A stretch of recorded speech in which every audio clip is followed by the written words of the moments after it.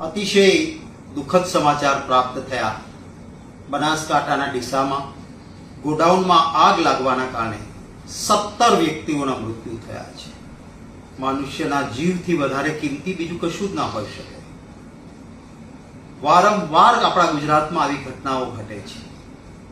સુરતની તક્ષશિલા કાંડથી પાઠ ન ભણ્યા, કોઈ શિક્ષા ન લીધી, ભવિષ્યમાં ન બને એની ચિંતા ન કરી.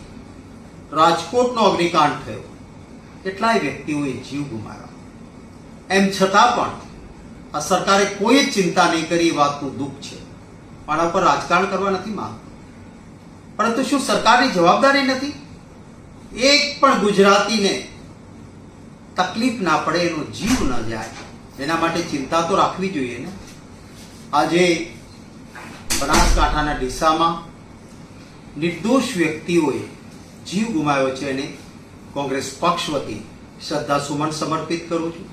પરિવારજનો ઉપર આવી પડેલા દુઃખને સહન કરવાની ઈશ્વર શક્તિ અર્પે એવી પ્રાર્થના કરું છું. આમાં કામ કરનારા લોકો બધા નાના નાના માણસો હોય છે, મજૂરી કરનાર લોકો હોય છે. કોઈ પણ રૂપિયા વળતર એ જીવની કિંમત ચૂકવી જ ન શકે, પરંતુ આટલી મોટો આગ ફાટ્યું હોય ત્યારે એમને આર્થિક મદદ પણ સરકાર ઉદાર હાથે કરે એવી આશા રાખું છું.